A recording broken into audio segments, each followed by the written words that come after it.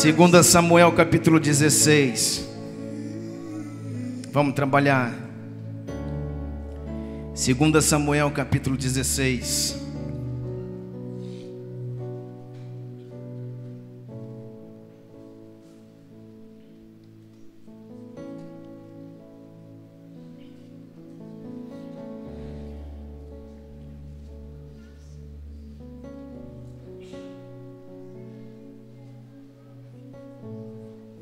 Segunda Samuel capítulo 16, verso 5 diz assim: chegando o rei Davi a Baurim. 2 Samuel 16, 5. Chegando o rei Davi a Baurim, um homem do clã da família de Saul, chamado Simei,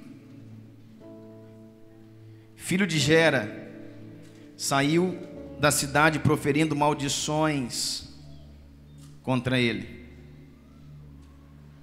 Ele atirava pedras em Davi e em todos os conselheiros do rei, embora todo o exército e guarda de elite estivessem à direita e à esquerda de Davi. Enquanto amaldiçoava, verso 7, enquanto amaldiçoava, Simei dizia: sai daqui, saia daqui, saia daqui, assassino, saia daqui, assassino, saia daqui, bandido. O Senhor retribuiu a você todo o sangue derramado da família de Saul, em cujo lugar você reinou. O Senhor entregou o reino nas mãos de seu filho Absalão. Você está arruinado, porque é um assassino. Então Abissai, filho de Zeruia, disse ao rei: por que esse cão morto amaldiçoa o rei, meu senhor? Permita-me agora que eu lhe corte a cabeça. Verso 9. Então Abissai, filho de Zeruia, disse ao rei Davi: por que esse cão morto amaldiçoa o rei, meu senhor? Permita-me que eu lhe corte a cabeça. Mas Davi disse: que é que você tem com isso, filho de Zeruia? Quem sabe foi o Senhor que mandou para que me amaldiçoasse. Portanto, quem poderá questioná-lo? Disse então Davi a Abissai e a todos os seus conselheiros: até o meu filho, sangue do meu sangue, procura matar-me, quanto mais esse benjamita. Deixe-no em paz, que amaldiçoe, pois foi o Senhor quem mandou fazer isso. Talvez o Senhor considere a minha aflição e me retribua com bem a maldição que hoje eu recebo. Assim Davi e seus soldados prosseguiram pela estrada, enquanto Simei ia pela encosta do monte, do lado oposto, amaldiçoando e jogando pedras e terra. É a tua palavra, Espírito Santo. Diante dela nós estamos e te pedimos toda a sabedoria. E te pedimos, Pai, todas as condições. E te pedimos, Pai, revelação, Pai.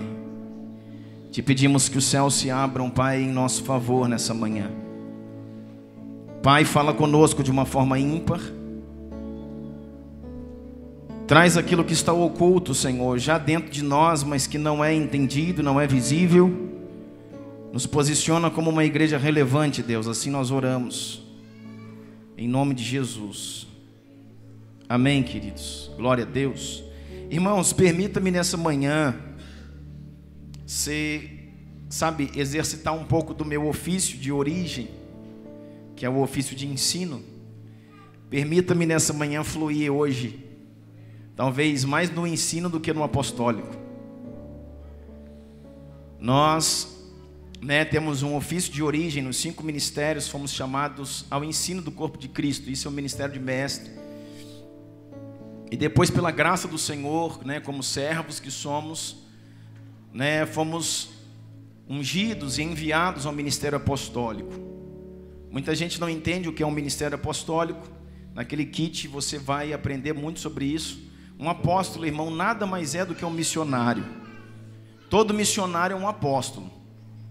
Missionário é aquele que vai a um lugar e estabelece um trabalho. Amém? é aquele que vai num lugar e estabelece um trabalho. Querido, eu queria pedir ajuda com as crianças. E por favor, o diaconato nos ajudem, né? Os pais também, com a movimentação das crianças, tá? Para que a gente possa fazer aquilo que a gente precisa sem desconcentrar. Amém? Então, um apóstolo, irmãos, é aquele que vai a um lugar para estabelecer um trabalho, para estabelecer uma base, para ativar as pessoas que ali estão, pessoas que saem do seu lugar para tocar outros lugares. Aleluia. Então eu queria que você me ajudasse nessa manhã e me permitisse pensar algo com você. Aleluia. E 2 Samuel 16, no texto que nós estamos lendo, diz a respeito de quando Davi, ele estava saindo de Jerusalém. O que aconteceu? Ele já havia tomado o reino, né? Ele já era o rei de Israel, já tinha o seu governo estabelecido em Jerusalém, na cidade de Davi. E o que aconteceu? A partir do momento em que ele peca, né, com Batseba ou Betseba, a partir do momento que ele entra naquela questão do adultério com Betseba, você conhece bem a história, uma série de consequências é desatada sobre a vida do rei Davi. Uma série de consequências vem como uma avalanche sobre a vida dele. E o que acontece? O seu filho Absalão, ele começa a guerrear contra o próprio pai. Ele começa a usurpar o trono do pai. A Bíblia diz que Absalão era um homem alto, era um homem bonito, que os cabelos dele era longo e muito bonito. Ele tinha uma aparência muito bonita, assim como era Saul, o antigo rei de Israel. Só que Absalão, esse filho de Davi, ele usurpou o trono do pai, e nesse momento ele está tomando o trono do pai. Ele está passando a perna no Davi e está assumindo no lugar de Davi o trono de Israel. E Davi, para não entrar em guerra, e Davi, para não entrar em luta com o seu próprio filho, ele mesmo decide: vamos sair, e deixa o trono para Absalão, até que a gente consiga resolver isso de uma outra forma. Porque, irmãos, Davi era pai, e Davi sabia do governo, da autoridade que estava sobre ele, e Davi sabia da força do exército que ele tinha nas mãos. Então ele falou: se eu, permanecer no meu posto e lutar contra o meu próprio filho, eu vou ter que matá-lo. Eu vou vencer essa guerra, vou colocar meu filho para fora, mas eu vou ter que matar o meu filho, que hoje se levanta, né, como um rebelde, usurpando o meu trono. Então ele prefere sair, deixar o trono e está indo embora. E a Bíblia diz que a guarda, a tropa de elite, estava em volta dele. E Davi vai descendo aí cabisbaixo, passando pelo rio, diz a Bíblia aí, chegando na região de Baurim, que é uma cidade na tribo de Benjamim. Um homem chamado Simei começa a espraguejar e começa a dizer: maldito, chamando o rei. Existe um rio, eles estão passando do lado de cá, e Simei está lá do outro lado, na outra margem, espraguejando. Diz que ele estava amaldiçoando e apedrejando o rei de Israel, que agora estava saindo daquele lugar. E Simei fica lá gritando, espraguejando: maldito, maldito. O que ele diz aqui? Deus está te pagando da forma como você fez com Saul e seus descendentes, e tomou o trono de Saul. Mas na verdade quem tinha dado, irmãos, o trono de Saul a Davi era Deus. Mas Simei está dizendo: da forma como você tomou o trono de Saul, Deus agora está tomando seu trono. Deus agora está fazendo isso, entregando o seu trono ao seu filho Absalão. Você é maldito, você é um adúltero, e tacando nele terra e pedra, apedrejando. Aí um dos seus valentes, Abissai, chega, fica indignado com aquela situação, chega para Davi e diz assim: meu senhor, permita-me eu arrancar a cabeça desse indivíduo. Eles eram finos, irmão. Amém? Meu senhor. E Davi falou: pois não. E ele falou: permita-me eu arrancar a cabeça desse indivíduo, esse cão morto, que está insultando o rei. E Davi pensou bem e falou assim: não faça isso, deixe isso para lá.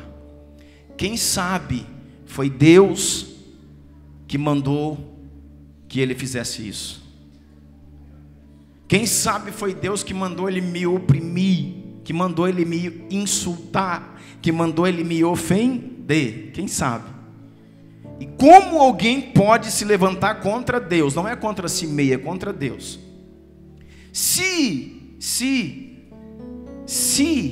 foi Deus que mandou com que ele fizesse isso, como nós poderemos nos levantar contra Deus?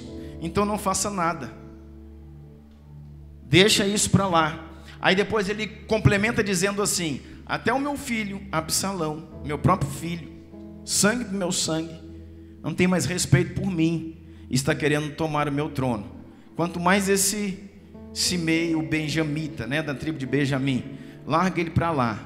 E aí eles continuaram, e o verso 13 diz assim: Davi e seus soldados prosseguiram pela estrada, enquanto Simei ia do outro lado, da encosta do monte, no lado oposto, amaldiçoando. O que é amaldiçoando, irmãos? Espraguejando, ofendendo, xingando e jogando pedras e terra. Eu queria refletir com você em cima desse texto. Nós tivemos há pouco tempo atrás em Cristalina, né, Mateus? Mateus estava lá comigo, meu tangedor.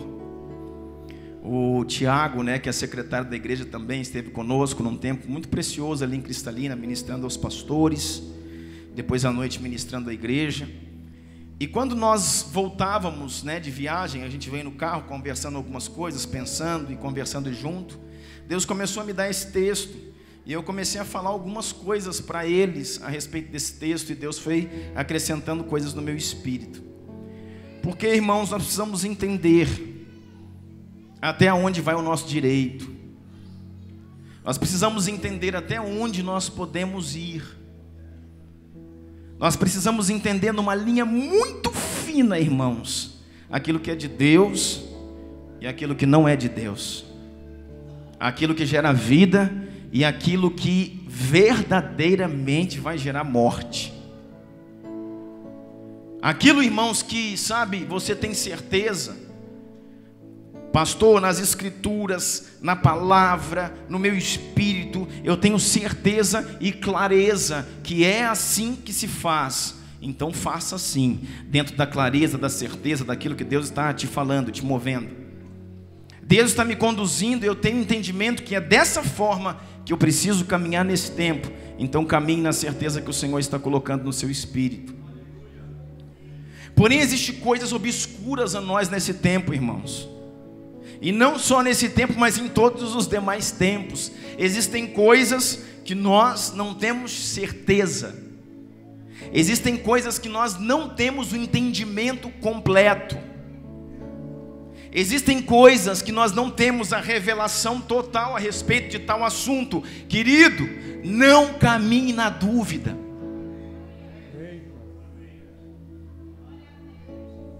Eu não entendo bem sobre isso, eu não consigo discernir isso, eu não tenho, sabe, a completa revelação sobre isso, mas eu acho que é assim, então vou fazer assim. Não faça isso. Porque linha muito fina, irmãos, é você sair de um momento de bênção para entrar num momento de maldição.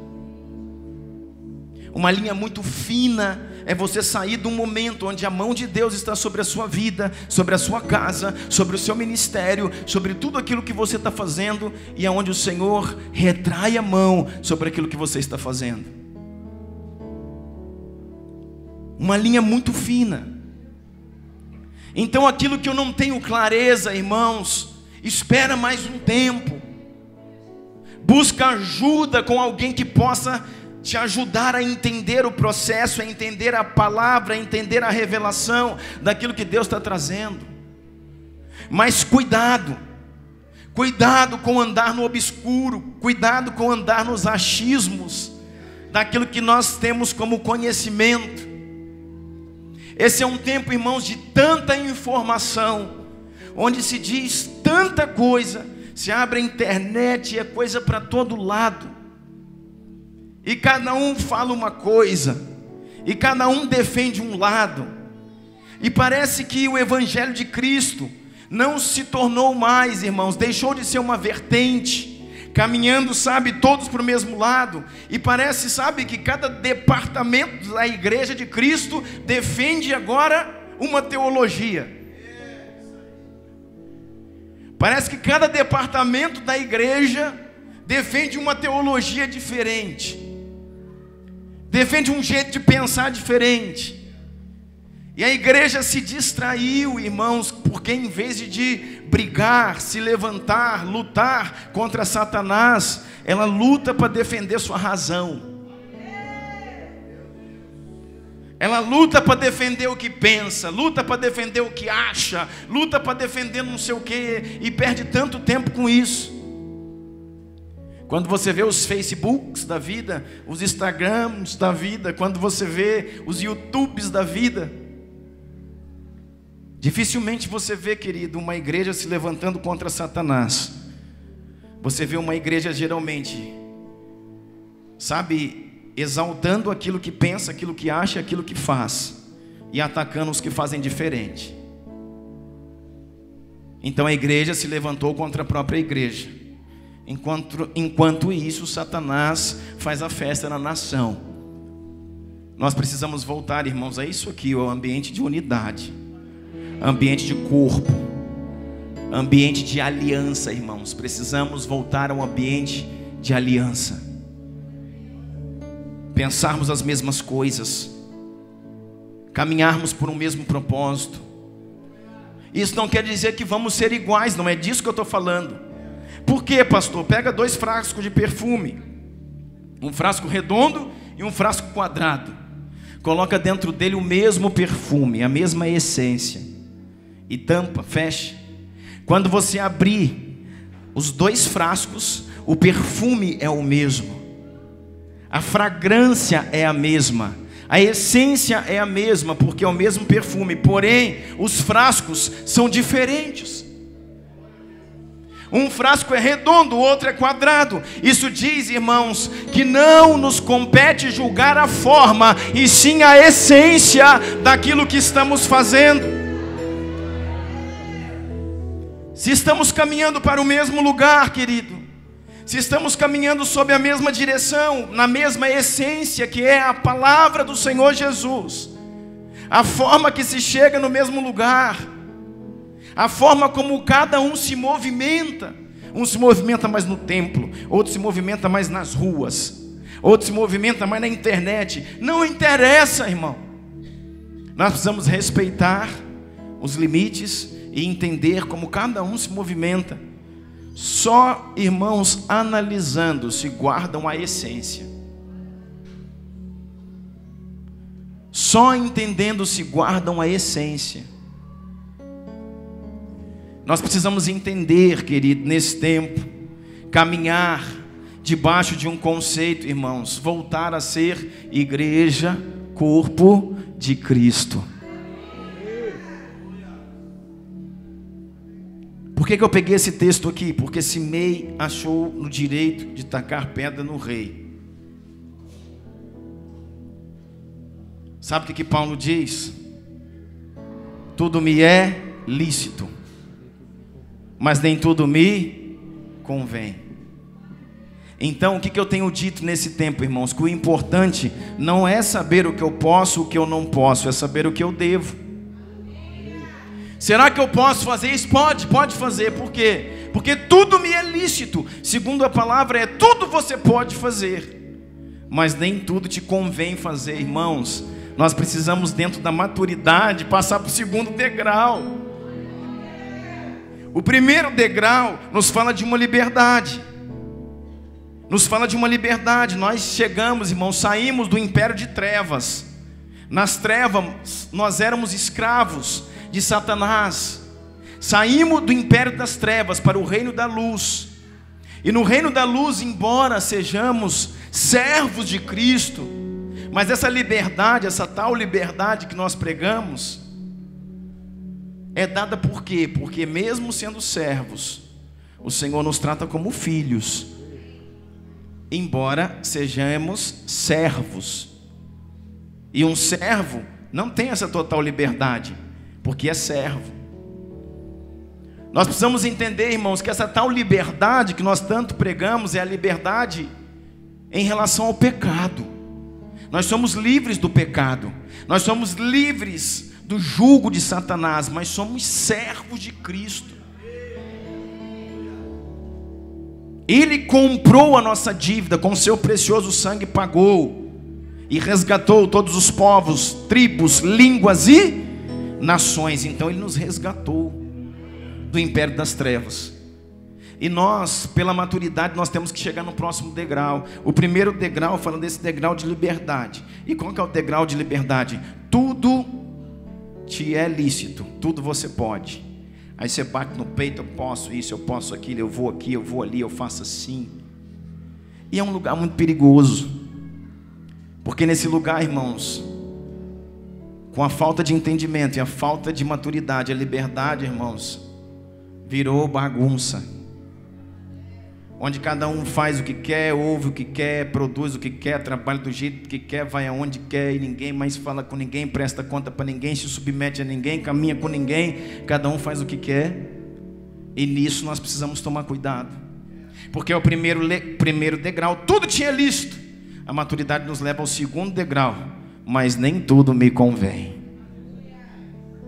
E se nem tudo me convém, é uma restrição, dizendo, dentro da minha total liberdade, eu preciso abrir mão de algumas coisas, ainda que eu seja livre para fazê-las, em favor do evangelho do reino de Deus.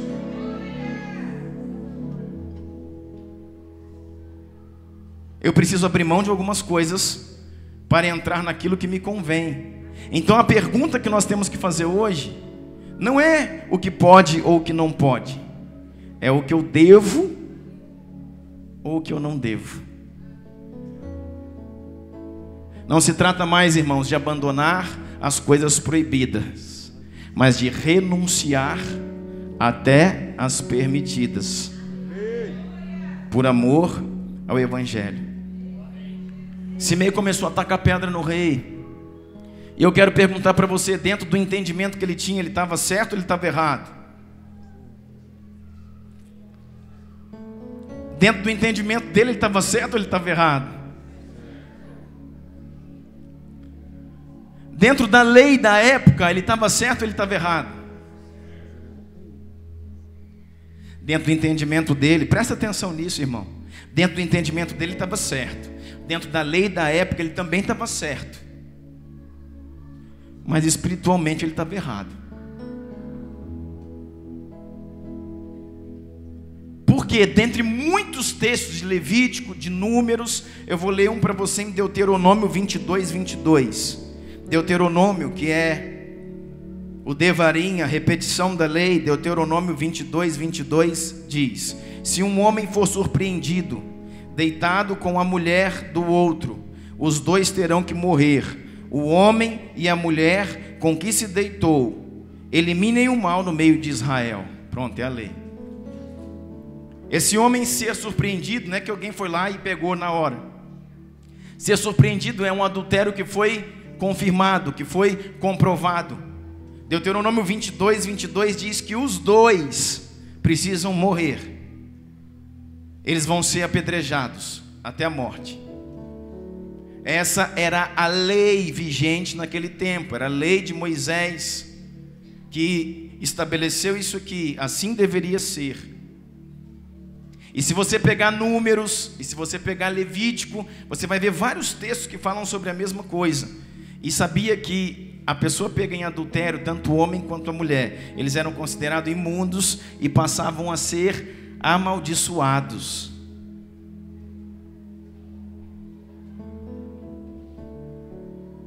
Agora acontece uma coisa interessante, o rei é pego em adultério, está consolidado, ele adulterou com Betseba. Só que parece que o rei não foi amaldiçoado e nem foi apedrejado. Então eu, Simei, vou resolver esse problema. Você está entendendo o que eu estou querendo falar para você? Deixa eu dizer uma coisa para você, irmãos. Não entre em guerras que não são suas. Não tente resolver aquilo que Deus não te chamou para fazer. Na cabeça de Simei, eu estou certo. por isso que eu vou fazer. Diante da lei do Senhor que vigora no meu tempo, eu estou certo. Tem que entrar, foi pego em adultério, tem que morrer. O que esse mês está fazendo? Amaldiçoando, que é o que Levítico e Número diz, que eles deveriam ser amaldiçoados, banidos do meio do povo. E Simei está dizendo, está tudo certo. Agora, eles estão saindo do meio do povo, porque o que diz aí? Deuteronômio 22, 22, eliminem o mal do meio de Israel. Quem é que está saindo de Israel? Davi. Quem é que está deixando Jerusalém a sede, a capital do reino? Davi. Está indo embora, ou seja, elimine o mal do meio de Israel. O mal está indo embora. O mal está indo embora. Eu estou amaldiçoando porque a lei assim me ensina. Então estou apraguejando, dizendo para ele, maldito, ladrão, adúltero. Estou lançando, proclamando uma palavra de maldição. E estou apedrejando, tacando pedra, porque é isso que deveriam ter feito, mas ninguém fez. Eu vou resolver isso. Irmãos, ele entrou no primeiro degrau, tudo me é lícito. Só que ele ficou só aí. Só que o degrau seguinte diz, nem tudo me convém.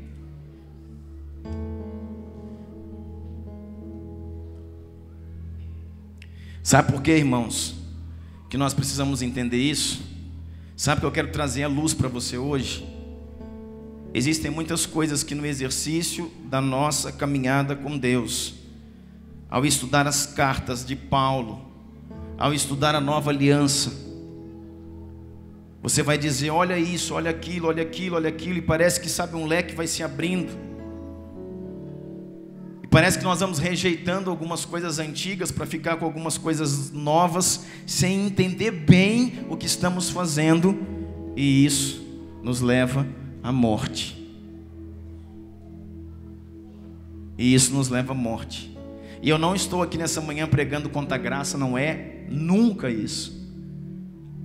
Eu estou ministrando, irmãos, contra a falta de entendimento no qual nos movemos. Paulo disse muitas vezes, cuidado com os falsos ensinos e com os falsos mestres. Cuidado com aquilo que vocês ficam argumentando, chamando isso de conhecimento. E vocês nem sabem o que estão falando. Nós precisamos entender algumas coisas, irmãos. Abra sua Bíblia comigo em 2 Samuel. 2 Samuel capítulo 12. Sabe o que aconteceu com Davi? Davi era um homem que foi escolhido pelo Senhor. Davi tinha um pacto, uma aliança com Deus. 2 Samuel 12 diz assim, 2 Samuel 12. Aqui vai falar de quando Natã, o profeta, vai a ele confrontá-lo. E o Senhor então dá a ele uma sentença, porque quando ele cai em arrependimento, 2 Samuel 12, 13.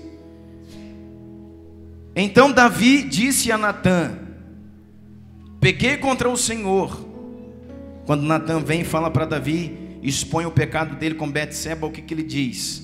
Então Davi disse a Natã, pequei contra o Senhor. E Natã respondeu, o Senhor perdoou o seu pecado, você não morrerá. Sabe o que é isso aqui, irmãos? É uma manifestação da graça no Antigo Testamento. Assim como existem manifestações da lei no Novo Testamento, porque a lei nunca, jamais foi abolida, irmãos. Ela mudou de figuras, ela mudou de aplicação. Por isso que não se faz mais circuncisão na carne, mas circuncida o espírito. Por isso que não se celebra mais Páscoa, mas se celebra ceia. Porque no Novo Testamento, numa nova aliança, se mudou a interpretação, a aplicação da lei. Não se aboliu a lei. Jesus disse, eu não vim para abolir, eu vim fazer cumprir. O que está acontecendo no Antigo Testamento aqui é uma manifestação da graça. Natã aqui é o profeta e fala em nome do Senhor. E diz a mesma coisa que Jesus falou para aquela mulher na nova aliança, pega em adultério na hora de apedrejar. A lei de Moisés manda apedrejar, e Jesus, escrevendo alguma coisa na areia, disse,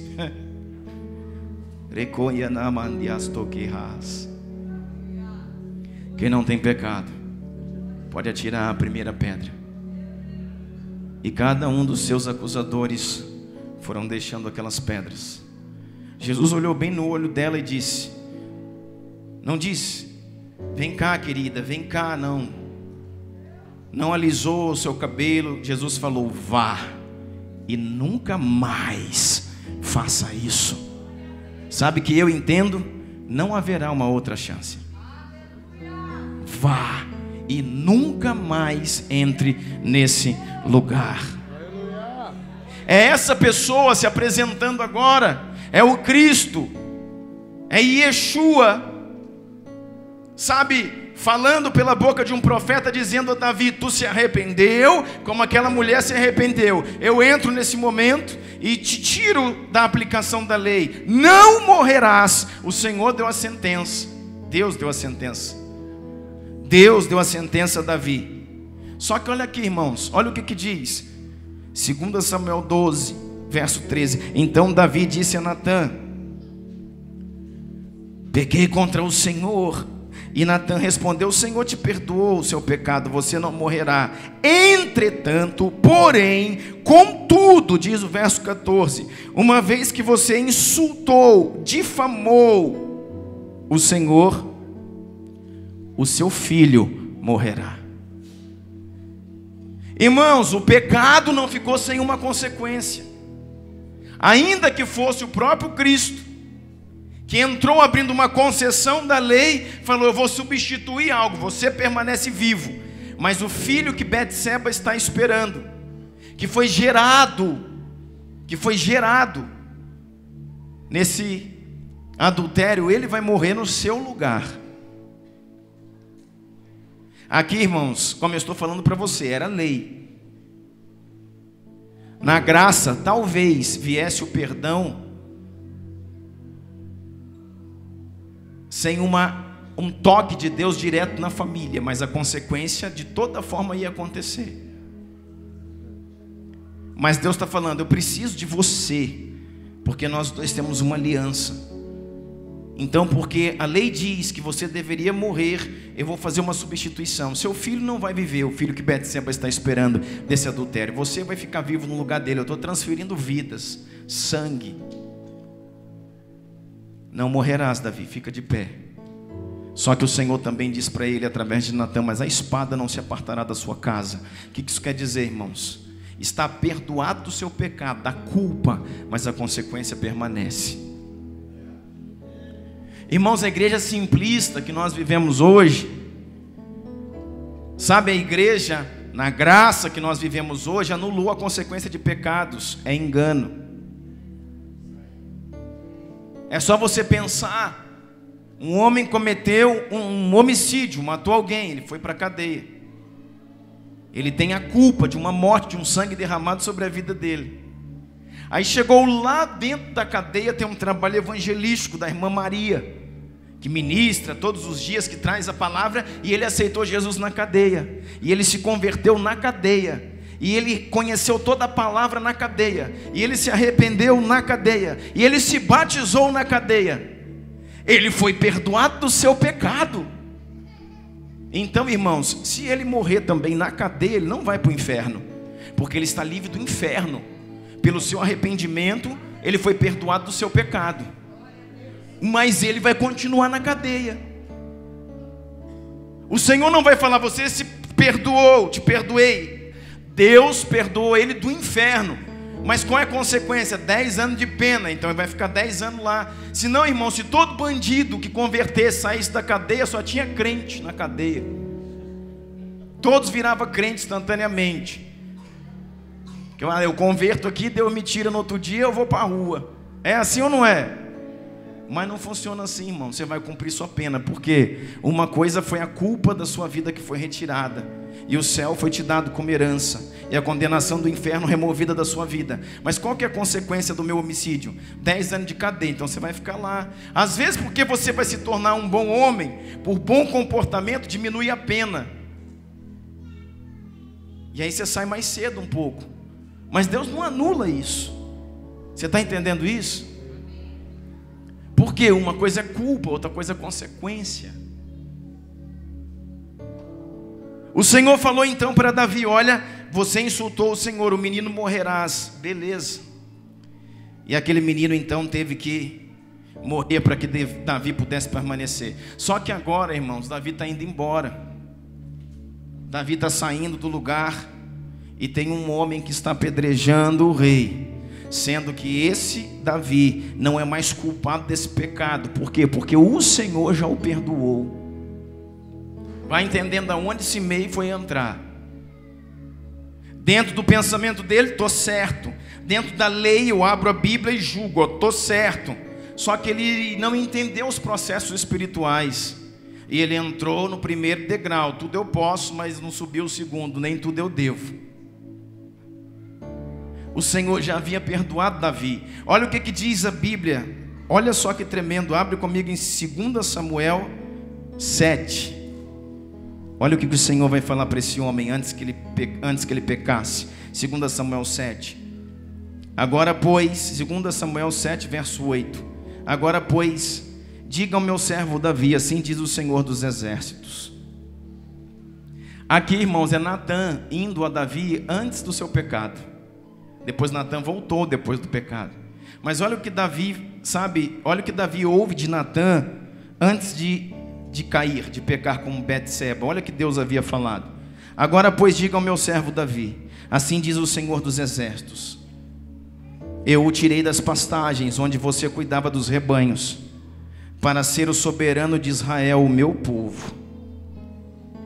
Sempre estive com você por onde você andou. Eliminei todos os seus inimigos. Agora eu o farei tão famoso quanto os homens mais importantes da terra. Providenciarei um lugar para Israel, o meu povo. Providenciarei um lugar para Israel, o meu povo, e os plantarei lá. Vou dar um reino para vocês, para que tenham seu próprio lar e não mais sejam incomodados. Povos ímpios não mais os oprimirão, como fizeram no início. E tem feito desde a época em que nomeei juízes sobre Israel, o meu povo. Também subjugarei todos os seus inimigos, Davi. Saiba também que eu, o Senhor, lhe estabelecerei uma dinastia.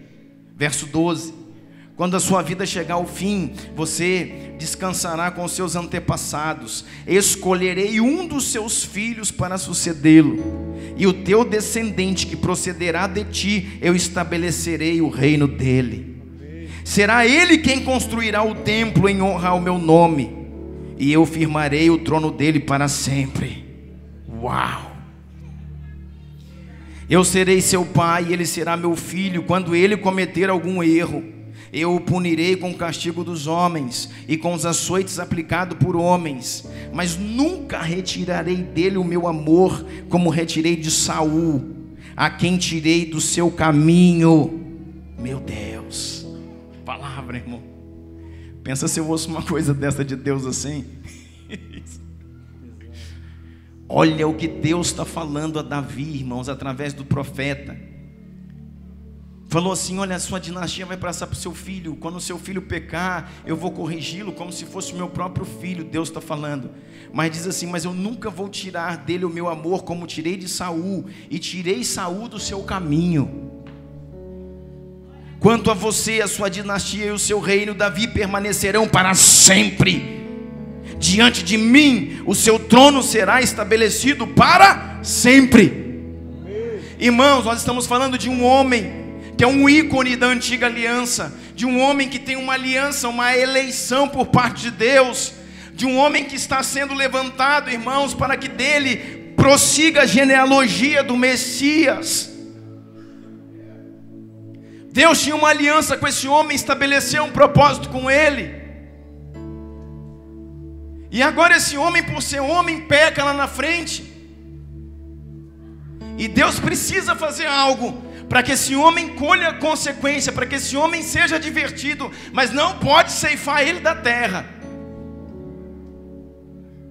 Eu não sei se você está entendendo onde eu quero chegar, mas você vai entender.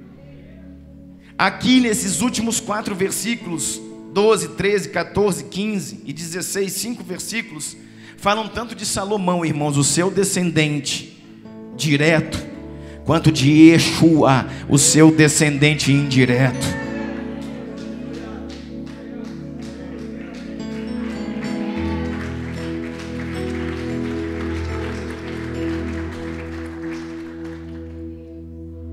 Olha o que diz a Bíblia aí, no verso 12: quando a sua vida chegar ao fim, você vai descansar com seus antepassados. Escolherei um dos seus filhos para sucedê-lo, o teu descendente que procederá de ti, e eu estabelecerei o reino dele. Aqui está falando de quem? De Salomão ou de Jesus? Olha o próximo: será ele quem construirá um templo em honra ao meu nome, e eu firmarei o trono dele para sempre. Que trono, irmãos, que foi levantado e sustentado para todo sempre? É o trono de Salomão ou é o trono de Yeshua? Pega Mateus capítulo 1, vê a genealogia de Jesus. Jesus, filho de... Uau, Davi. De quem é o trono, irmãos, que permanece para sempre? Olha o 14, aqui eu acho que está falando de Salomão. Eu serei seu pai, ele será meu filho. Quando ele cometer algum erro, eu o punirei com o castigo dos homens, com açoites aplicados por homens. 15, fala de Salomão: mas nunca retirarei dele o meu amor, como retirei de Saul, a quem retirei do seu caminho. Verso 16, volta a falar de Yeshua: quanto a você, a sua dinastia, o seu reino permanecerão para sempre diante de mim, o seu trono será estabelecido para sempre. Por que fala dos dois? Porque Salomão iria construir um templo. Aquilo que Davi não pôde fazer, por quê? Porque as suas mãos eram sujas de sangue. Davi era um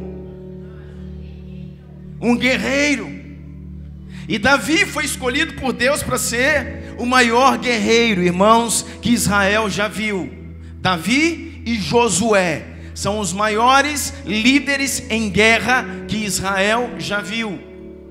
Saindo das escrituras sagradas da Bíblia, a história secular diz que dentre os maiores guerreiros, como existem alguns vikings, como existem alguns espartanos, junto com os maiores guerreiros de toda a terra, estão Davi e Josué. Uau! Um homem valente. E foi chamado para fazer isso que Deus falou aqui: eu escolhi você, Davi, para adquirir um território, para que o meu povo pare como povo e deixe de ser afligido pelos seus inimigos. Chega dessa questão de ser nômade, pulando para um lado e para outro. Eu quero dar a vocês um território, uma nação. Eu quero dar para vocês um povo e uma terra. Isso era Davi. E qual que era o seu propósito então de Davi? Anexar esse território, anexar essa terra. Esse era o propósito. Propósito é chamado, missão. Mas qual que era o sonho dele? Construir um templo, porque Deus havia falado do templo. Mas porque estava cumprindo o seu propósito, teve que abrir mão do seu sonho. E quando ele tinha título, e quando ele tinha fama, e quando ele tinha nome, e quando ele tinha dinheiro, ouro, ele falou: agora eu vou construir o templo. E o Senhor falou: não vai. Como não? Eu sou o rei, tenho recurso, tenho título, já temos o território, o Senhor nos deu, já temos o ouro suficiente, o Senhor nos deu, já temos paz em todas as nossas fronteiras, que hoje estão em paz, mas paz que foi conquistada por meio da guerra. Então agora eu vou construir o templo. E o Senhor: não vai.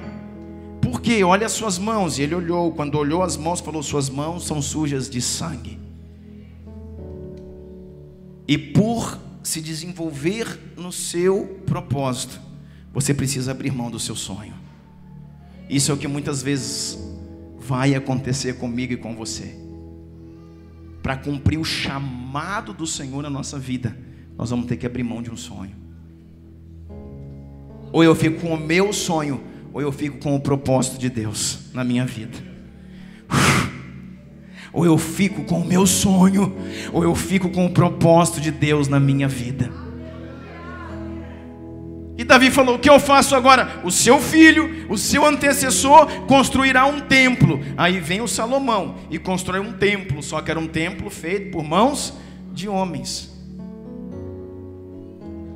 Só que aqui ele diz de um templo feito pelo seu, predecessor.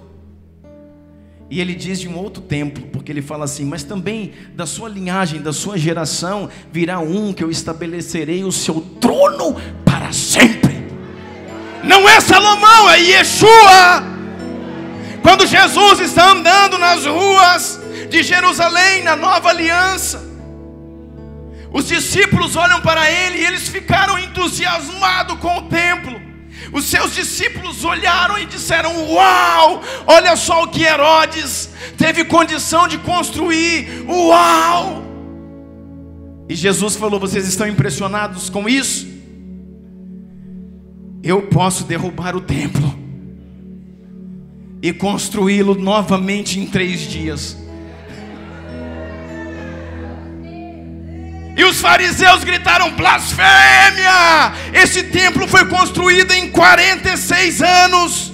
Levou para construir esse templo, como tu, homem, diz que em 3 dias pode ser construído.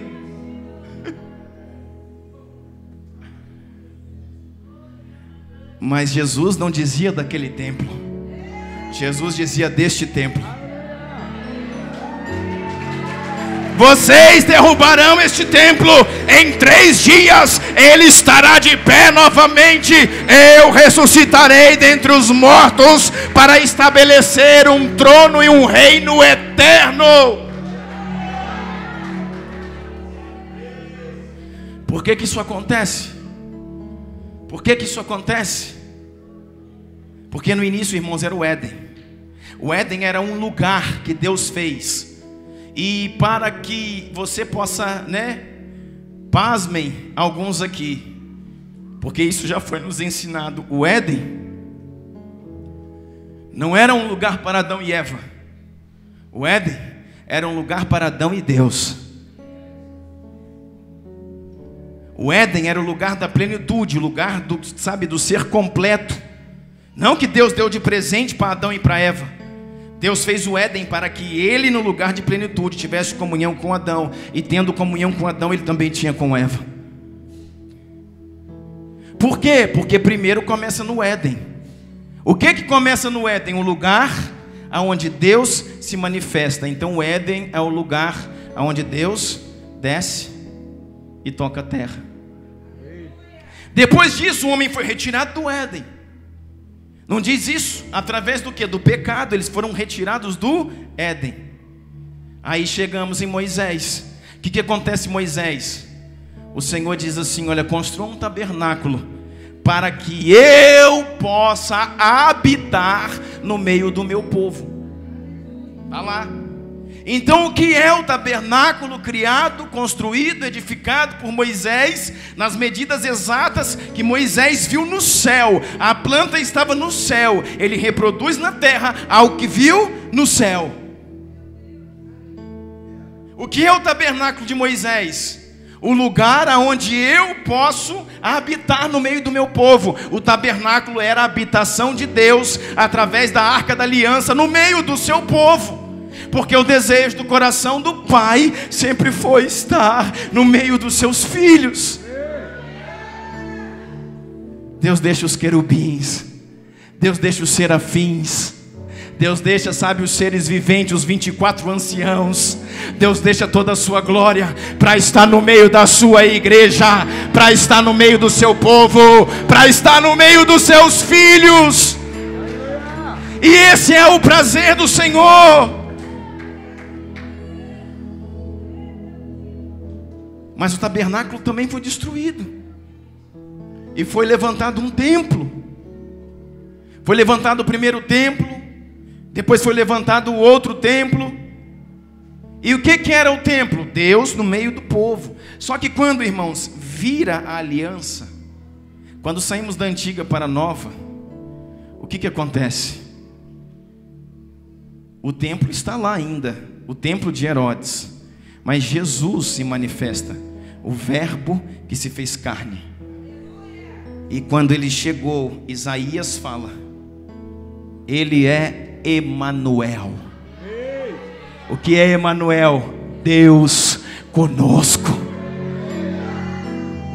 O tabernáculo se tornou uma pessoa, e a presença de Deus não está mais no tabernáculo, não está mais no Éden, não está mais no templo. A presença de Deus se tornou uma pessoa. Deus mandou o seu próprio Filho e tabernaculou-se entre nós. E Yeshua, o Verbo que se fez carne, habita no meio do seu povo. Ele é Deus no meio dos homens. Isso é Emanuel, Deus conosco. Uau! Você está entendendo isso? Mas ele também iria ser crucificado e ressuscitar ao terceiro dia. E é disso que ele está dizendo. Vocês estão olhando para esse templo? Esse templo é feito só de alvenarias, pedras. Esse aqui é o verdadeiro templo. E ele também vai ser destruído, ou seja, vão matar esse templo, derrubar esse templo. Na cruz, esse templo que hoje vocês estão vendo, ele vai ser destruído, mas ao terceiro dia ele será reerguido. Sabe para quê, querido? Para que através da morte de Jesus na cruz desse origem à igreja. E quem é a igreja? Nada mais, nada menos do que eu e você juntos. E o Senhor então pegou a presença que lá estava no Éden, que depois estava na Arca da Aliança, que depois estava na figura do Filho, e colocou pelo Espírito Santo dentro de cada um de nós, dentro da minha e da sua vida. Por quê? Porque a Bíblia fala que nós somos o templo do Espírito Santo. Cadê a Arca da Aliança? Está dentro de você, cara. Olha aí para ela. Procura dentro de você que você vai encontrá-la. Procura dentro de você e você vai encontrá-la. Sumiu a arca, lógico que sumiu, ela está dentro de você. A arca foi embora, carregaram a arca para o céu. Para que o Senhor fez isso? Sumiu, desapareceu com a Arca da Aliança, para que os homens parassem de olhar para fora e procurar algo exterior, e pudessem olhar para dentro de si, para encontrar a presença dentro do seu interior. Aleluia! Aplauda ao Senhor, igreja. Se mova no Espírito de Deus.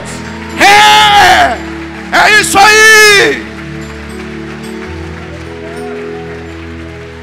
Aleluia! Fala para o irmão que está ao seu lado: eu posso ver a glória dentro de você. Fala para ele: acorda, seu bisonho. Fala para ele.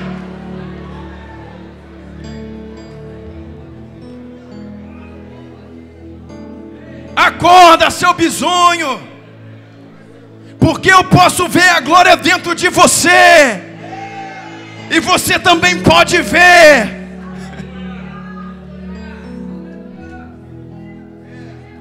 Meu Deus. E por isso que os discípulos olham para aquele templo imenso e dizem: uau, dá uma olhada nisso. E Jesus falou: sabe que o Senhor falou? Isso aí vai ser destruído. Esse templo aí que vocês vê suntuoso vai ser destruído.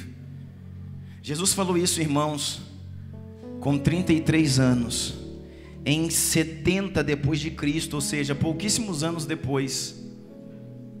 O que aconteceu? O general Tito invade Jerusalém, queima suas portas, derruba, destrói os seus muros e destrói todo o templo. E aquelas ruínas nunca mais se ergueriam para aquela história, para aquele povo. Só que o templo verdadeiro também foi derrubado na cruz, mas ao terceiro dia estava de pé novamente.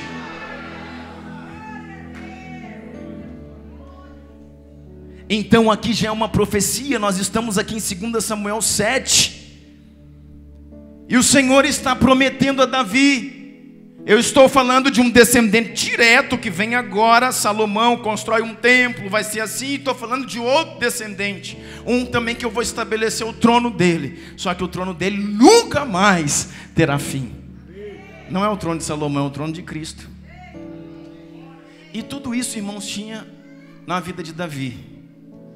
Um homem, irmãos, que Deus fez questão de deixar claro que no momento da vida dele ele fraquejou, ele pecou, ele caiu. Por que Deus deixou claro isso? Por que Deus não omitiu? Não põe isso na Bíblia não. Olha que vergonha. O homem segundo o meu coração pecando dessa forma. Tira isso da Bíblia, não ponha isso. Não, Deus falou, põe aí, põe na Bíblia. Para que nós possamos entender, irmãos, que existe o pecado, existe a queda, mas principalmente existe a restauração. Existe o levantar, irmãos. E isso, querido, é feito debaixo de vencer consequências. Não é só debaixo de fé e debaixo de perdão. Ah, fui perdoado, minha mulher me perdoou, meu pastor me perdoou, meus filhos me perdoaram, está tudo bem. Não está nada bem. Você recebeu o perdão do pastor, recebeu o perdão da esposa, recebeu o perdão dos filhos, voltou para casa, está tudo bem. Não está bem. Você perdeu o exemplo. Você perdeu a referência diante de um povo. E agora, nunca mais eu vou estar lá. Não, você vai estar, mas vai ter que subir degrau por degrau, dia após dia, semana após semana, mês após meses, para que depois de um tempo, seja 4, 5, 1 ano, 2, 10 anos, você retome o lugar que um dia você esteve. Não é assim, irmão. Falei com Deus e ó, tá tudo jóia com Deus. Falei com o pastor, ele falou beleza. Falei com a esposa, tá, irmãos, e o seu exemplo? E a sua referência que você era? E o modelo que você lutou a vida inteira para construir diante das pessoas? Paulo fala sobre isso escrevendo a Timóteo. O exemplo, o modelo. Isso você tem que reconquistar. E não reconquista, irmãos, numa noite chorando. E não reconquista numa noite conversando com a esposa, em outra noite conversando com o pastor, em outra noite conversando com Deus. Isso você vai reconquistar durante semanas e meses, irmãos. Mostrando para a sua esposa, mostrando para os seus filhos, mostrando para o Senhor, mostrando para o seu pastor, que você é um novo homem. Aí você retoma. Às vezes melhor do que estava. Está entendendo isso? Agora vamos lá, rapidinho, para a gente ir caminhando aqui. Me ajuda, Jesus. 2 Samuel 19. 2 Samuel 19, verso 15, diz assim. Olha os enganos da vida, irmão. 2 Samuel 19. Davi foi embora de Jerusalém. Absalão tomou o seu trono. O que aconteceu depois disso? Davi ficou fora do reino. Houve guerra do exército de Davi contra o exército de Absalão. Davi implorou a Joabe: guerrei contra o meu filho, tome o trono de volta, mas não mate o meu filho. Não mate o meu Absalão, ele é o meu filho, é o meu sangue. Por favor, não o fira. E Joabe, que era o capitão do exército de Davi, o general, foi lá e matou o filho de Davi. Só consequência, querido. Mas olha aqui, 2 Samuel 19, Davi está voltando agora para Jerusalém. Olha só. Então o rei voltou e chegou ao Jordão. Verso 15 de 2 Samuel 19, verso 15. Então o rei voltou e chegou ao Jordão. Os homens de Judá foram a Gilgal ao encontro do rei, para ajudá-lo a atravessar o Jordão. Olha quem vai aparecer. Simei, filho de Gera, o benjamita de Baurim, foi depressa com os homens de Judá para encontrar-se com o rei Davi. Com ele estavam outros benjamitas e também Ziba, supervisor da casa de Saul, com seus 15 filhos e 20 servos. Eles entraram no Jordão antes do rei e atravessaram o rio a fim de ajudar a família real na travessia e fazer o que o rei desejasse. Todo mundo ajudando o rei que está voltando para casa. Simei, filho de Gera, atravessou o Jordão prostrou-se perante o rei. Olha o que vai acontecer. Simei foi lá, ajoelhou-se diante do rei e disse, verso 19: que o meu senhor não leve em conta o meu crime, e que não te lembres do mal que o teu servo cometeu no dia em que o rei, o meu senhor, saiu de Jerusalém. Que o rei não pense mais nisso. Ele está dizendo, esqueça isso, rei. Eu, teu servo, reconheço que pequei. Agora, irmãos, Simei está entrando num segundo lugar, atrasado, mas está entrando. Tudo me é lícito, mas nem tudo me convém. Lembra que o próprio Davi falou lá, se isso for de Deus, então Deus está me punindo com um apedrejamento que eu não tive, e que eu deveria ter pela lei. Deus está permitindo que um homem me apedreje. Deixa quieto. Isso pode ser o Senhor. Mas agora o próprio Simei diz o quê? Não era o Senhor. O próprio Simei diz o quê? Me perdoa pelo meu pecado. Se ele estava pecando, então ele não tinha direção de Deus para fazer tal coisa. Você concorda comigo? Espera aí, pastor. Mas na cabeça dele estava tudo certo. Mas segundo a interpretação que ele tinha da lei, papel, estava certo, mas ele entrou num lugar de morte. Eu quero que você entenda isso nessa manhã.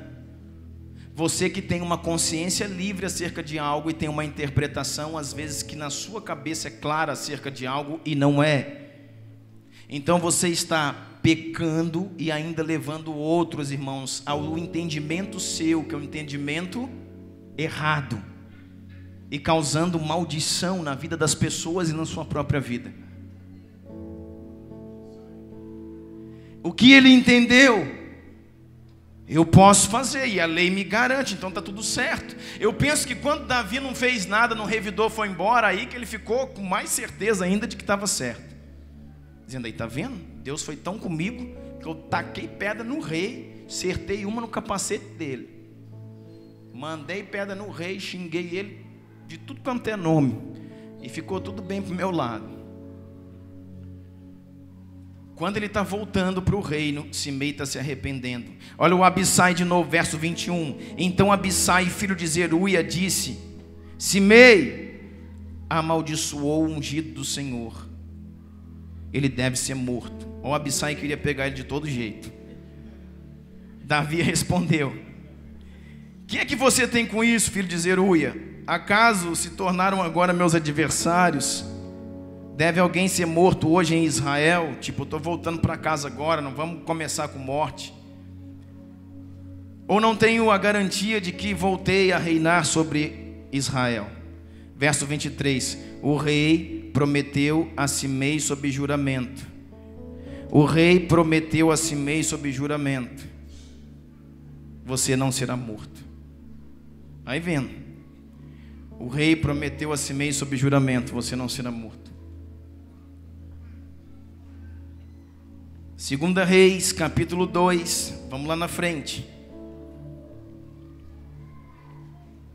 2 Reis, capítulo 2.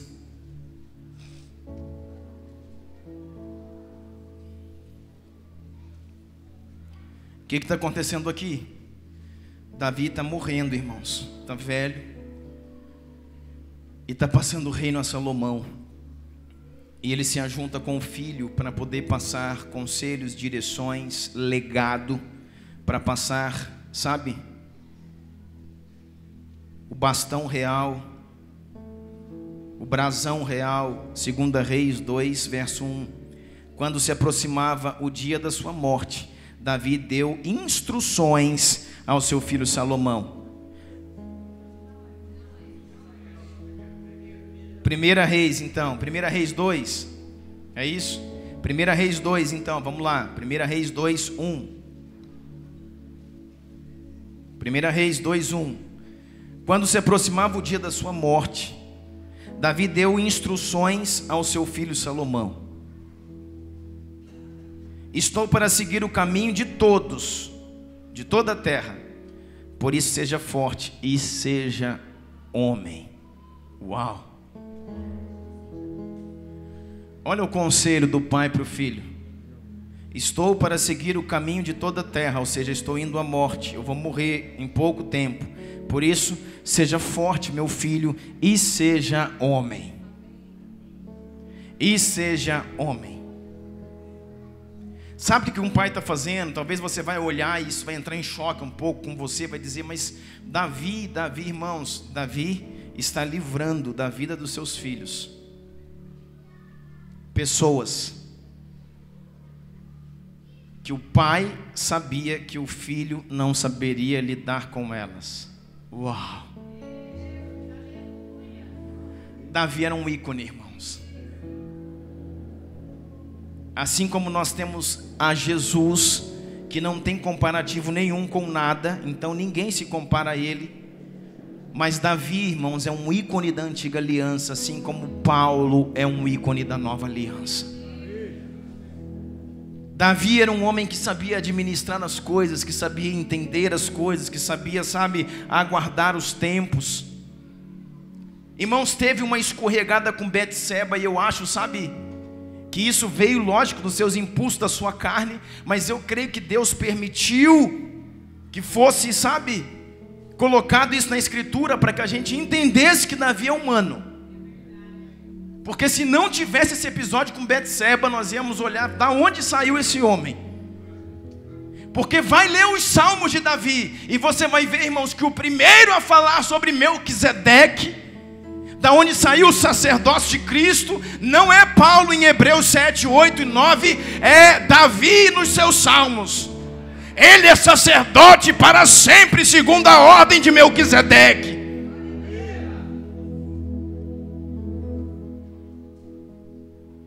Ele vai entender, irmãos, que ele foi colocado numa posição, e pelos seus salmos, Davi entende que da sua genealogia, da sua geração iria sair o Messias. Ele entendeu isso e ele escreveu sobre isso. Eu sou um antecessor do Filho de Deus. Uau! Por isso que ele deu uma escorregada lá, grave. E o Senhor falou, põe aí, para todo mundo ver que isso aí é homem, comedor de feijão com arroz. Mas é um homem, irmãos, segundo o meu coração. Um homem que caiu de uma forma tão grave, mas que se arrepende, que volta. Quando foi para tirar o trono dele, falou, Deus, tira trono, tira coroa, tira exército, tira tudo. Por favor, só não retire de mim o teu espírito. Não retire de mim o teu espírito. Eu posso voltar lá para as malhadas, da onde o Senhor mesmo disse que me tirou. Voltar a cuidar de ovelha, voltar, a feder pasto, mas eu vou para lá com o teu espírito. Eu vou para lá com a tua presença. Grande é o Senhor e muito digno de louvor. Com a tua presença, na cidade do nosso Deus, teu santo monte. Esse é o coração que nós temos que ter, irmãos.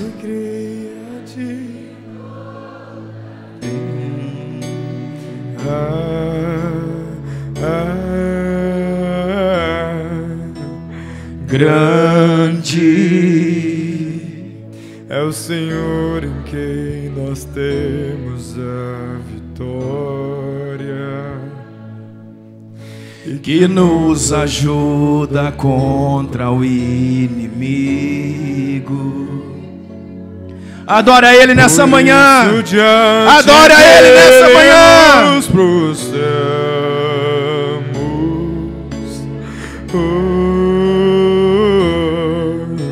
queremos o teu nome engrandecer, Deus, e agradecer-te por tua obra em nossas vidas.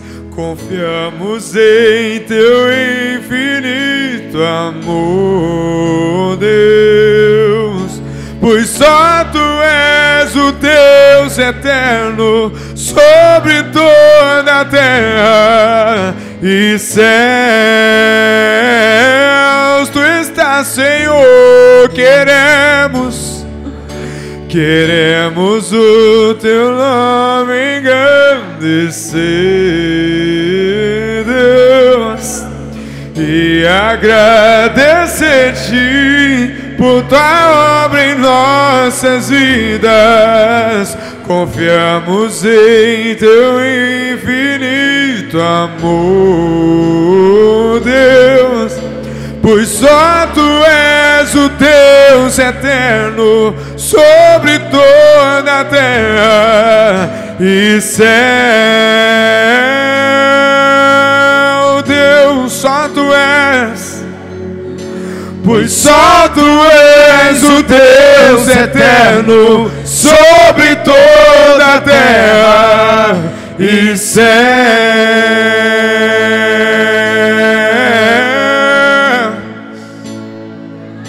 Pois só tu és o Deus sobre toda a terra e céu. Espírito Santo, nós adoramos o teu nome, Jesus. Vem nessa manhã sobre nós, Espírito Santo. Toque-nos com teu fogo, Jesus. Toque-nos com teu fogo. Por isso, seja forte e seja homem. Davi está instruindo o seu filho a lidar com algumas coisas, dizendo: eu soube de alguma forma trabalhar a vida de Joabe, embora tenha muito nos prejudicado. Eu soube por algum tempo trabalhar na vida de Simei, embora tenha nos prejudicado. Eu esperei algum tempo, até o tempo da minha velhice, para que, sabe, as circunstâncias naturais da vida, as guerras, o processo da vida os levasse. Mas eles estão aí, e eu estou indo embora antes deles, e transferindo um legado para você. Quero te dizer uma coisa: seja forte, seja homem. E está dizendo ao seu filho Salomão: cuide com fulano, cuide com ciclano, cuide com beltrano. Olha o que diz a palavra do Senhor, verso 8 aí de 1 Reis 2, 8. Saiba que também está com você, Salomão, Simei, filho de Gera, o benjamita de Baurim. Ele lançou terríveis maldições contra mim no dia em que eu fui a Manaim, mas depois desceu ao meu encontro no Jordão e lhe prometi, jurando pelo Senhor, que eu não o mataria à espada. Mas agora, não o considere inocente. Você é um homem sábio, Salomão, e saberá o que fazer com ele a partir desse momento. Apesar dele já ser idoso, faça-o descer à sepultura. Você está entendendo as conexões, o que está acontecendo com o Simei? O pai agora, Davi, está indo, está falando, entregando o Simei na mão de Salomão, que está ficando, e dizendo: cuida desse homem, ele é perigoso. Se você for ler o texto acima, não foi só Simei, cuida de Joabe. Joabe matou nossos generais em tempo de paz. Joabe matou o seu irmão, que eu pedi para ele que não matasse. O que Davi fala? Não deixe Joabe reinar no seu governo, tira ele de lá. Nós precisamos entender, irmãos, até isso é transferir paternidade, transferir o cuidado que cada um deve ter, irmãos, no exercício do seu ofício.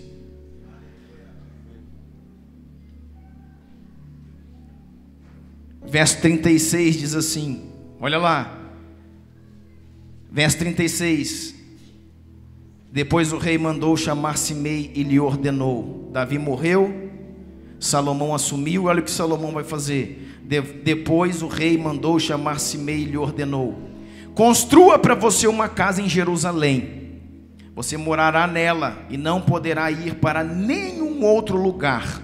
E seja certo de que no dia em que sair e atravessar o vale de Cedron, você será morto, e você será responsável pela sua própria morte. Simei respondeu ao rei, que é Salomão agora: a ordem do rei é boa, teu servo te obedecerá. E Simei permaneceu em Jerusalém por muito tempo. Irmãos, nós estamos caminhando para o fim. Escuta o que eu vou falar para você. O nosso permanecer no primeiro degrau, tudo me é lícito, tudo eu posso, sem entender o segundo, mas nem tudo me convém, nos leva a lugares de prisão. O que está acontecendo agora com Simei? Ele vai ser morto agora nesse momento? Não. Ele foi condenado à morte? Não, ele foi condenado à prisão.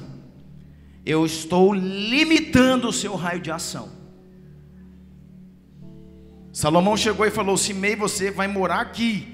Eu estou dando para você, sabe, um bairro. É como se na cidade aqui de Araguari fosse dado um bairro. Você vai morar aqui nesse bairro. Morar no bairro industrial, um bom bairro. E o dia que você cruzar os limites desse bairro, você será morto. E ele falou: boa é essa palavra, porque ele sabia, irmão, que tinha feito muita coisa errada, e não somente apedrejado o rei. É só isso? É.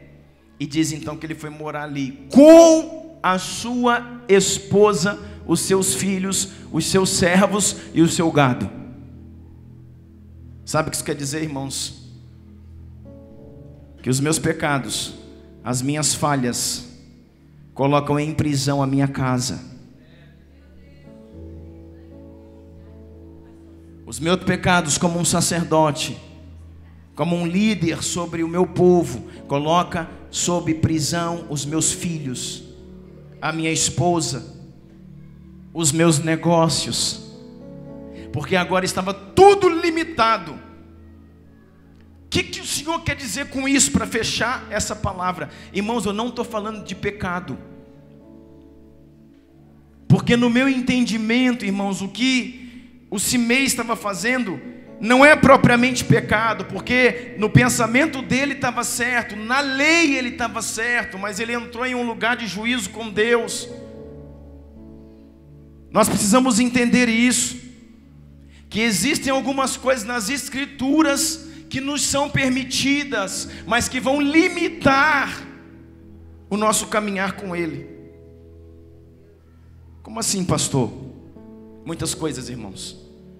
Você, como um sacerdote, Deus tem chamado você para ser santo. Aí nós entramos em tanta coisa, como eu falei aqui no início, apresentando para você o kit dos recursos do reino. Apresento novamente. Faz isso aqui, não faço, é dízimo, não é dízimo, é da nova, é da velha, é isso, não é aquilo. Ou seja, dúvida. Pode beber, não pode beber só cerveja, não bebe só vinho, não bebe um pouquinho, bebe muito, é de Deus, não é de Deus, Deus falou para isso, Paulo falou para Timóteo, e não sei o que, vai fazer, não vai fazer. E muitas outras contradições bíblicas e teológicas. Eu vou dizer para você, seja no dízimo, seja na bebida e seja em outras coisas. Tem coisas, e não estou falando de pecado, irmão, eu estou falando de coisas de entendimento. Eu vou falar para você, irmãos, o que eu penso. Eu penso, irmãos, que um copo de vinho que você toma não te leva para o inferno. Eu penso que um copo de vinho que você toma não te leva para o inferno, mas limita o seu crescimento nele. Eu penso que algumas coisas que você pode fazer, irmãos, não te condena ao Hades, mas limita a plenitude de glória que o Senhor quer te levar e te colocar. Sabe por quê? Porque tudo te é lícito, mas nem todas as coisas te convêm. Porque dependendo dos lugares que você quiser acessar, irmãos, você tem que renunciar até aquilo que te é permitido. Dependendo do nível que você quiser caminhar com Deus, da plenitude de glória que você quiser andar com Deus, você vai ter que deixar muitas coisas até que te são permitidas. Simei se moveu naquilo que achava que era certo, permitido, e por causa disso ele teve a sua porção limitada. Ele passou a viver numa concessão. Pode viver, Simei, eu não vou te matar, mas você, sua esposa, sua casa, os seus filhos permanecem aqui, fechados nesse lugar. O dia que vocês saírem daí, vocês morrem. Então eles não foram condenados à morte, mas eles foram condenados à prisão. E algumas coisas, querido, controvérsias que nós não entendemos. Foi assim que começamos essa mensagem. Não temos clareza do que fazer, não faça. Até que você tenha uma identidade, uma clareza, um conhecimento pleno sobre aquilo. Por quê? Porque algumas coisas, querido, podem ser, não estou falando pecado, irmãos. O salário do pecado é a morte. Pecou, vai morrer espiritualmente. Não estou falando de pecados. Eu estou falando, eu deixo de ofertar, eu deixo disso, eu deixo daquilo. Eu posso tomar um pouquinho de vinho, eu posso isso, eu posso aquilo. Tem coisas que, se você for ver a interpretação bíblica, você vai ver por esse texto, por esse, não é pecado. Se não é pecado, não te mata, mas te limita. Mas te limita, te tira de um lugar de plenitude. E se você quer tudo que Deus tem para a sua vida, renuncie até aquilo que pode ser permitido. Porque os mesmos textos onde Paulo fala algumas coisas, que às vezes te dá um pensamento sobre recursos, às vezes te dá um pensamento sobre bebidas e outros assuntos, Paulo já entra num outro lugar, fechando o leque de novo. Tudo aquilo que você faz, ainda não vendo acusação, se escandaliza o teu irmão, não faça. Você se tornou réu, porque está escandalizando o irmão a qual Cristo morreu por ele. Então não faça.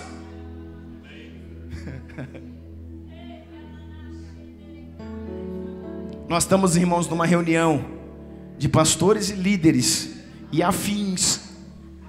Quem são os afins? Os futuros pastores, líderes, missionários. E nós precisamos entender essas coisas. Olha o que diz o verso 39, mas 3 anos depois, 2 escravos de Simei fugiram para a casa de Aquis, filho de Maaca, rei de Gate. Alguém contou a Simei, os seus escravos estão em Gate. Então Simei selou um jumento e foi até Aquis em Gate, procurar os seus escravos. E de lá Simei trouxe os escravos de volta. Quando Salomão soube que Simei tinha ido a Gate e voltado a Jerusalém, mandou chamá-lo e perguntou: eu não fiz você jurar pelo Senhor e não o adverti? No dia em que fora para qualquer outro lugar, esteja certo de que morrerá. E você me respondeu: esta ordem é boa, obedecerei. Por que não manteve juramento ao Senhor e não obedeceu a ordem que lhe dei? E acrescentou: no seu coração você sabe quanto você prejudicou meu pai Davi. Agora o Senhor faz recair a maldade sobre a sua cabeça. Mas o rei Salomão será abençoado, e o trono de Davi será estabelecido perante o Senhor para sempre. Então o rei deu ordem a Benaia, filho de Joiada. Este atacou Simei e o matou. Assim o reino ficou bem estabelecido na mão de Salomão. O que aconteceu, irmão? A limitação dele caminhou para a morte. Porque esse é o processo. De alguns processos de limitação no espírito, gera frieza espiritual e acaba chegando na morte. A palavra de Deus é clara, irmãos, em falar, quando você vê a antiga aliança, falar sobre os sacerdotes. Vai falar de um tipo de sacerdote, que foram aqueles que nunca se contaminaram, que eram a casa de Zadok, podiam ministrar perante o Senhor. E os sacerdotes que se contaminaram, mas voltaram, se contaminaram, mas foram perdoados, esses no decorrer, no ofício do seu perdão, voltaram ao serviço, mas não poderiam ministrar perante o Senhor, somente perante o povo. Por quê? Foram salvos, mas tiveram a sua porção limitada. Porque porque essas coisas limitam, irmãos, a nossa porção. E não estou falando do pecado não, querido. O pecado gera morte direto. Eu estou falando de coisas que nos parecem às vezes permitidas e que no decurso dos nossos estudos parecem não condenar, e talvez você diga, isso não me leva para o inferno, e talvez realmente não te leve, mas talvez reduza o seu galardão, mas talvez te coloque para viver numa circunscrição. Você pode se mover só aqui, a partir daqui é só quem está renunciando tudo, quem está entregando tudo, quem está vivendo tudo. Nós precisamos, irmãos, cuidar disso. Você vê esses homens, quando eu falo aqui de Paulo, quando eu falo de João, você vê esses homens caminhando, e você vê que o tempo que eles iam caminhando ia gerando neles maturidade, ia gerando nele mudanças, de forma que eles olhavam para o início do seu ministério, eles tinham uma palavra, tinham um pensamento, tinham uma certeza, e 2 anos, 3 anos, 4, 5 anos, eles tinham outras práticas, outros entendimentos. Ei! Por que nós, irmãos, com 10 anos de ministério, falamos a mesma coisa, pensamos a mesma coisa e fazemos a mesma coisa? Por que nós não mudamos como pessoas, como servos, como filhos que o Senhor nos chamou para ser? Olha o que diz a palavra, não precisa abrir não, só quero que você veja alguns textos comigo, para que a gente possa já estar orando. Quando nós falamos sobre João, em Marcos, no capítulo 9, anote, em Marcos, no capítulo 9, verso 38, você vai ver um João, irmãos, que proíbe pessoas de expulsar demônios. Vamos sair do Antigo Testamento, vamos para o Novo. Nós vamos ver um apóstolo que ele é exclusivista, um apóstolo que proíbe outros grupos de se relacionarem. A palavra diz em Marcos 9,38, João disse, mestre, falando para Jesus, vimos um homem que expulsa demônio, pelo poder do nome do Senhor, do teu nome, mas nós proibimos de fazer isso, porque ele não está conosco, ele não é do nosso grupo. Eita, que parece com muita igreja hoje. Vamos proibir o fulano de fazer isso, ele não é do nosso grupo. Não pode nem evangelizar na cidade, porque ele não é do nosso grupo. Nós temos um grupo de evangelismo já. Para quem abrir outro grupo de evangelismo? Que se abram 50, 70, 100, 200 grupos de evangelismo, para que toda a cidade conheça Jesus. Esse era o coração do apóstolo João. Senhor, eles estão expulsando demônio em teu nome, é no nome de Jesus, e os demônios estão indo embora, só que eu já proibi eles, Deus. Está tudo certo, Jesus, porque eles não andam com a gente. Jesus falou, não faça isso. Não é porque eles não andam com a gente que eles não estão na mesma causa. Se eles estão expulsando em meu nome e os demônios estão saindo, deixe-os. Deixe-os. Entenda a movimentação das pessoas. O que é isso? Maturidade.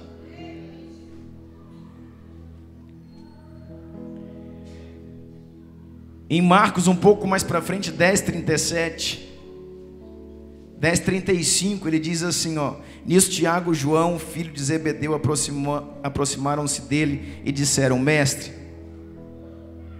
queremos que nos faça o que vamos te pedir. O que vocês querem que eu lhes faça? Perguntou Jesus. Eles responderam, permite que lá na glória, quando o Senhor ressuscitar, colocar o seu trono, põe 2 cadeiras, põe de um lado eu e do outro lado Tiago. Esse é o João, irmão.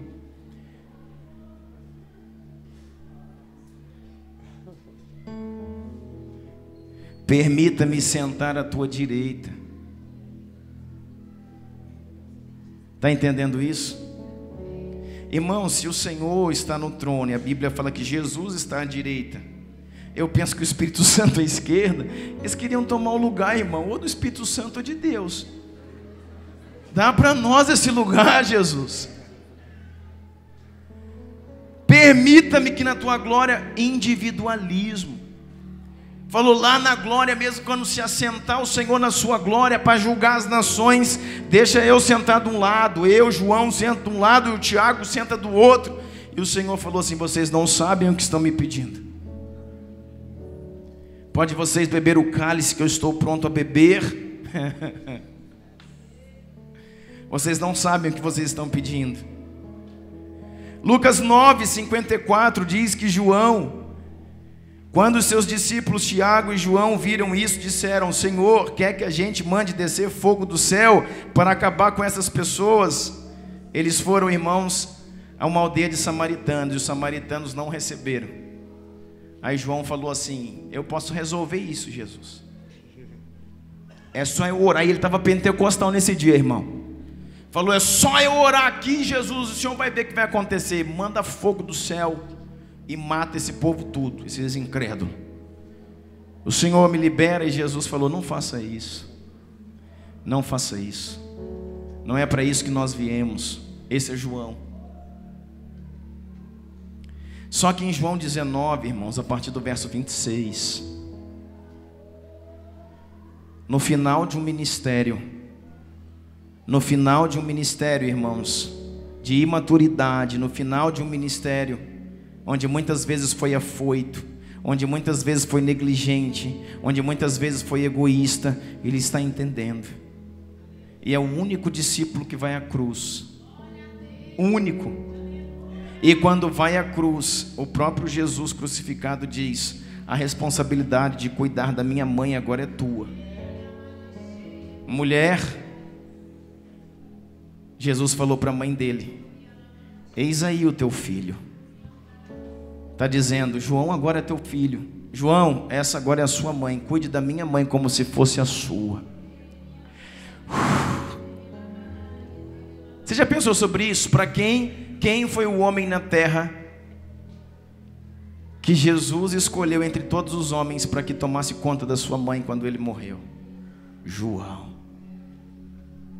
Cuide da minha mãe. E é por isso que João, irmãos, no caminho da sua vida, ele vai escrevendo. Foi João que escreveu: Jesus é o caminho, a verdade e a vida. Um processo. Isso não chega de uma vez para você. Jesus não se torna para você a sua vida. Jesus se torna um caminho que você entra por ele. Depois de muito tempo, irmãos, ele se torna para você uma verdade. E depois de um tempo ele se torna a sua vida. Mas eu só posso sair do caminho e chegar na vida se os processos não me limitarem. Se eu entender que tudo me é lícito, mas nem tudo me convém. Eu posso sair de um lugar onde Jesus é o caminho e é onde muitos permanecem no caminho, mas acabam não chegando na verdade absoluta do Evangelho e nem na vida que é o Cristo revelado. Quem escreveu isso? Jesus é o caminho, a verdade e a vida. João, sabe por que João escreveu isso?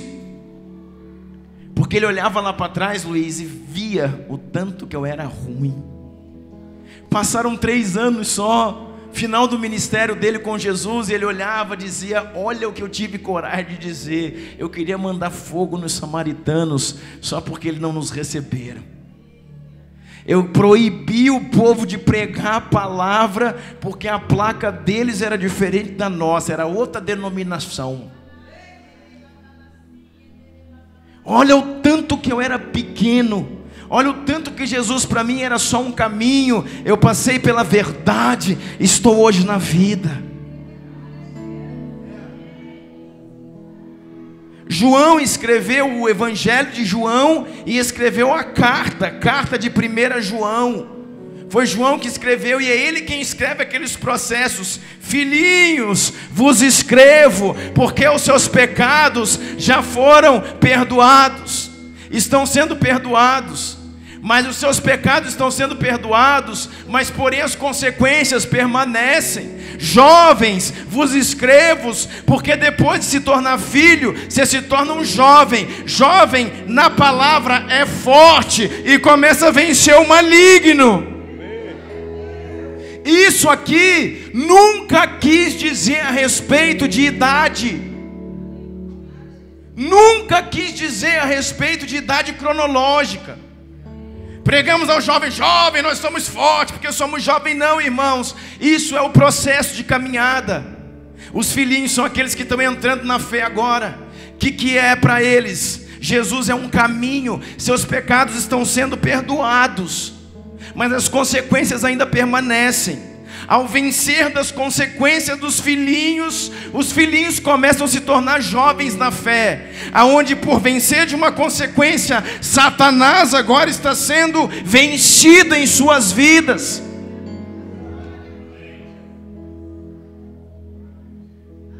E quando passares pelos processos, João está escrevendo: pais, eu vos escrevo, porque agora conheces aquele que é desde o princípio. Só se pode conhecer a Deus quando você passar de filhinhos a jovens e se tornar pai.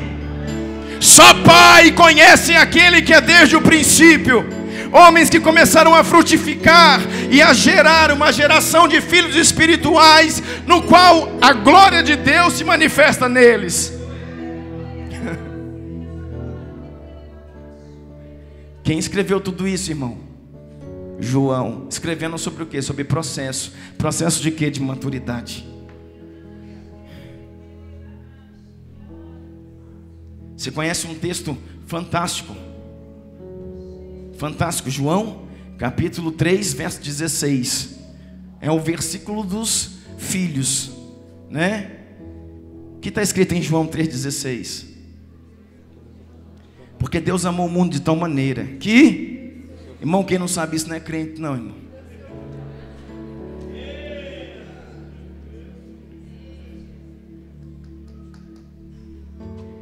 Porque Deus amou o mundo de tal maneira que deu seu Filho unigênito, para que todo aquele que nele cresce não perecesse, mas tivesse vida eterna. Mas, irmãos, escrevendo a carta, João foi além no seu entendimento. Lembra que ele queria matar os samaritanos? E olha que texto lindo que está. Essa João 3,16, em 1 João, na carta, capítulo 3, no verso 16. Nisto conhecemos o amor, que Cristo deu a sua vida por nós, e nós devemos dar a nossa vida pelos nossos irmãos. É um processo.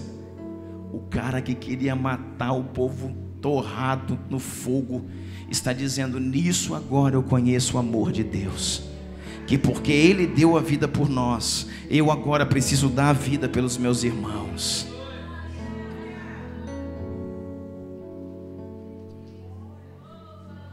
Crescimento, irmãos, maturidade, entendimento acerca daquilo que Deus está fazendo.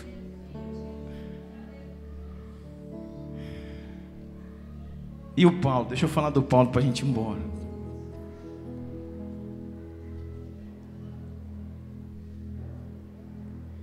Em aproximadamente 49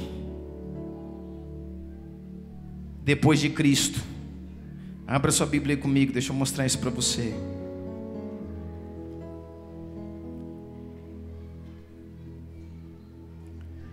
Te amo, Espírito Santo.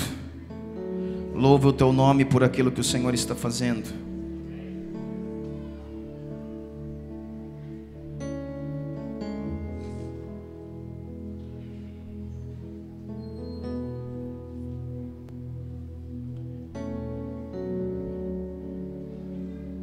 Abra em 1 Coríntios 15, verso 9. Irmãos, uma das primeiras cartas que Paulo escreve é a carta aos Gálatas. Olha aqui para mim, presta atenção no que eu vou falar para você. Em Gálatas capítulo 2 existe uma guerra. É um dos momentos mais tensos da escritura na Nova Aliança, aonde Paulo, presta atenção nisso que eu vou falar para você. Paulo é o nosso apóstolo, sabia? Porque ele é o apóstolo dos gentios. E ele está, se degladiando lá com Pedro, que é o apóstolo dos judeus. é o apóstolo dos judeus. Paulo foi levantado para ser apóstolo aos gentios. E nós somos os gentios, irmãos, aqueles que fomos enxertados na videira. E eles estão brigando, discutindo. A Bíblia fala, sabe, que Paulo resiste Pedro na carne. Eu resisti na carne. Em alguma versão diz, eu resisti face a face. Eu resisti na carne. Para mim, resistir na carne, irmão, é dar uns tapas. E eles estavam numa guerra teológica. Para quê? Por quê? Para entender essa questão de divergências, o que pode, o que não pode, o que é a lei, o que não é a lei.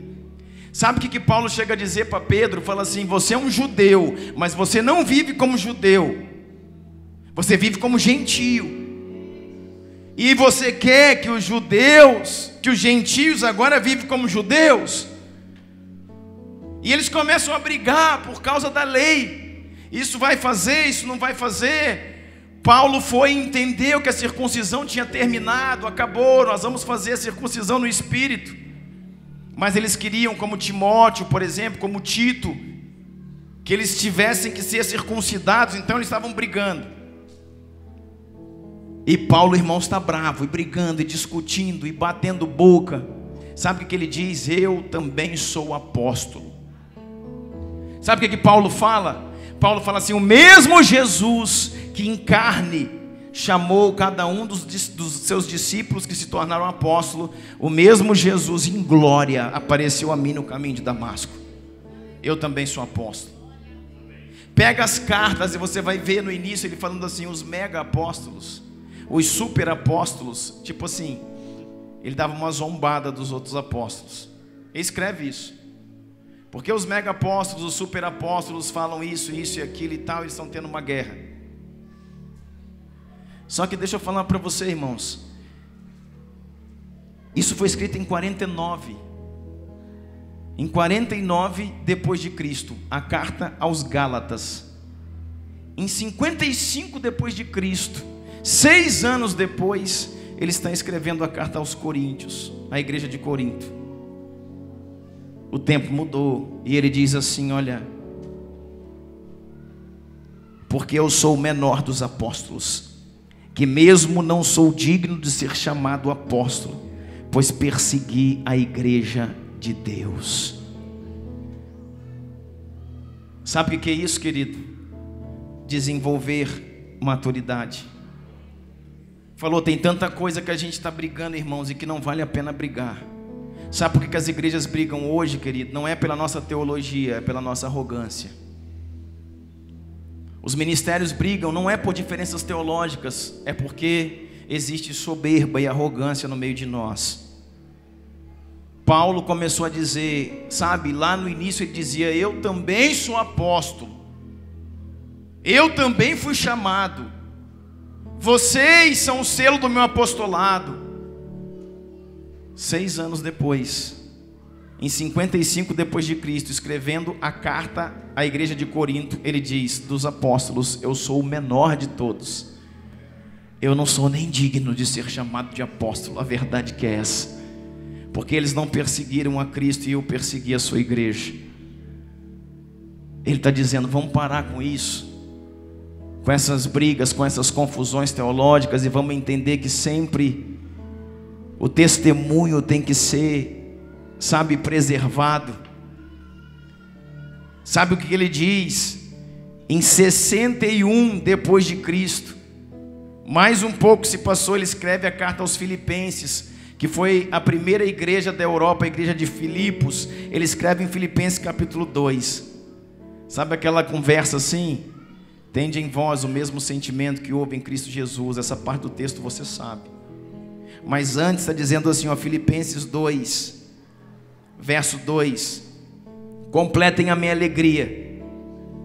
Filipenses 2:2, completem a minha alegria, tendo o mesmo modo de pensar, o mesmo amor, um só espírito e uma só atitude. Olha que discurso diferente, irmão. 61 depois de Cristo. Passaram-se aí, né? Quantos anos? Olha o que ele está escrevendo. tende o mesmo modo de pensar, o mesmo amor, um só espírito, uma só atitude. Nada façam por ambição egoísta ou por vaidade, mas humildemente considerem os outros superiores a si mesmo. Para quem que ele está pregando isso, irmão? Para ele mesmo.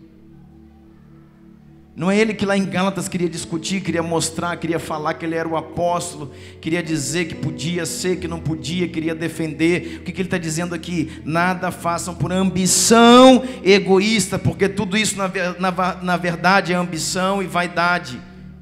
Mas humildemente considerem os outros superiores a si mesmo. Cada um cuide não somente dos seus interesses, mas também dos interesses dos seus irmãos. Seja a atitude de vocês a mesma de Cristo Jesus, que embora sendo Deus, não considerou o ser igual a Deus, mas antes se esvaziou. E aí vem um texto que você conhece: se humilhou até a morte, morte de cruz.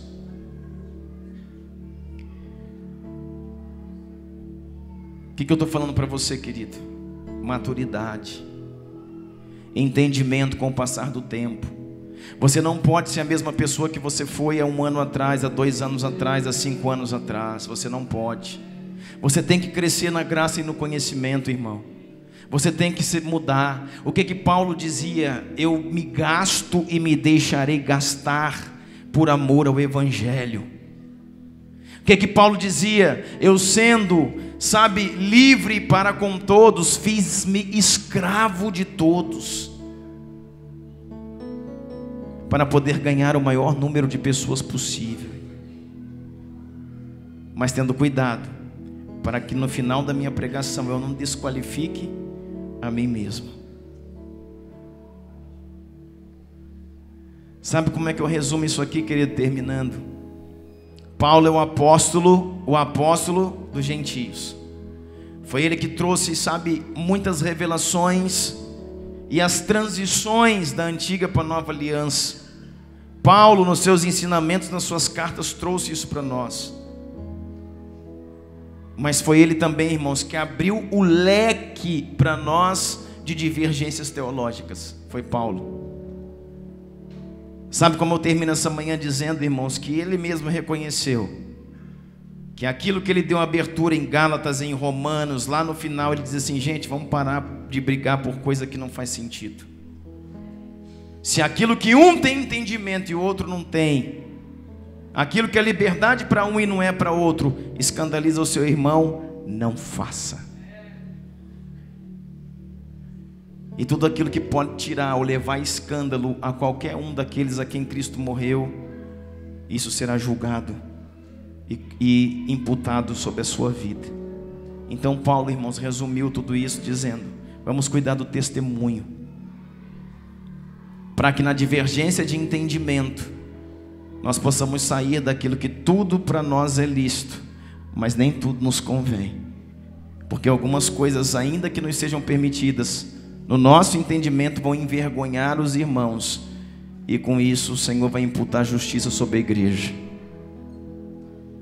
Amém? Eu quero orar com você. Eu te pedi, irmãos, para que me permitisse ser mais mestre nessa manhã, e por isso vocês estão tudo quietinhos assim, porque eu penso que nós precisamos entrar nesse lugar nesses dias, no lugar, irmãos, de preservar testemunho e preservar as pessoas. Paulo fala muitas vezes daqueles que têm um entendimento, mais fraco, ou daqueles que são mais novos na fé. Paulo está dizendo: cuidado com aquilo que você pensa, que aquilo que você já acha que entende, não escandalize os seus irmãos, porque isso será imputado sobre a sua vida. Cuide do testemunho, cuide do seu testemunho. E eu lembro para você, irmãos, para a gente terminar em oração nessa manhã, eu lembro para você a respeito do CIMEI. Cuide, querido, para que aquilo que é sua liberdade, no entendimento que você tem, talvez você diga: eu entro aqui, diz assim a Bíblia, diz assado e tal. Tem muitas coisas, irmãos, que talvez não te levem ao inferno, mas te levem a limitar a sua movimentação no Senhor. Te leve a te segurar num lugar onde a plenitude da glória, do poder, da unção não repouse sobre a sua vida. Por isso nós precisamos entender isso. Quem quer ir além, quem quer ir no máximo, quem quer ir no todo, quem quer ir em tudo com Deus, ou aqueles que querem ficar nas concessões. Ah, por esse texto eu acho que eu posso aqui, por isso aqui eu acho que eu posso fazer isso aqui, e achando. Irmão, tem gente que chega a dizer assim, olha, a Bíblia diz assim, ó, quem crer e for batizado será salvo. Quem não crer, o que diz a Bíblia? Já está condenado. Mas a Bíblia não diz quem não crê e não for batizado. Então tem gente que já tirou o batismo da história, irmão. Quem crer e for batizado, salvo. Quem não crer, condenado. E o batismo? Então o batismo não é necessário, porque falou. Em cima desse texto as pessoas vêm e falam, e aí, pastor, o que você acha? E fala, irmão, eu não quero achar nada, eu quero ter certeza. Então, irmãos, eu não vou ficar na exceção, eu vou ficar, sabe, na regra, porque se eu tiver, irmãos, que escolher, eu não vou pecar por falta não, irmãos. Não vou mesmo. Quem crê e for batizado, esse será salvo. Então vamos batizar. Porque daqui a pouco, irmãos, eu estou crendo e sem batismo, e acabo ficando para trás por causa de dar um mergulho numa água ali. Sabe? É isso que eu estou falando para você. Então, irmãos, as muitas letras estão matando a igreja do Senhor nesse tempo. O próprio Paulo diz assim, olha, cuide-se, não deve haver muitos mestres entre vós, porque a quem mais conhece, muito mais lhe será cobrado. Então, Paulo diz, evite de entrar em lugares que você não tenha competência de administrar o que você está recebendo. Porque as muitas letras, os muitos ensinos, os muitos falatórios deturparam a igreja. Então, irmãos, cuide com isso. Não bata no peito achando que sabe muito. Às vezes você está defendendo uma heresia sem saber o que está falando. Cuidado com as limitações. Simei fez o que achou que tinha que fazer, debaixo da lei que vigorava no tempo. Foi levado a viver num lugar fechado, e depois que o levou à morte por descumprir aquela lei. Entre, irmãos, na presença de Deus por um novo e vivo caminho. Flua naquilo que você tem entendimento pleno. Não fique nas exceções, nas concessões das coisas não, irmão. Vá no completo. Se tem que deixar isso aqui, eu deixo. Se tem que deixar de fazer isso aqui, eu deixo. Se tem que deixar de andar com aqui, eu deixo. Vou cumprir a totalidade daquilo que Deus está me dando, para receber a totalidade daquilo, irmãos, que Deus já separou para a minha vida, para a minha história, para o meu chamado, para o meu ministério, em nome de Jesus. Em nome de Jesus. Vamos ser radicais, irmãos, contra o pecado, contra aquilo que fere a igreja. Vamos sair, irmãos, de um lugar de abrangência, onde as pessoas estão vivendo nas concessões, e com isso, repito, muitas vezes não perde a salvação, mas é limitado no seu movimento e naquilo que Deus quer entregar. Eu quero exatamente tudo. Eu quero exatamente tudo que o Senhor tem para mim, e não vou ficar nas concessões não, em nome de Jesus.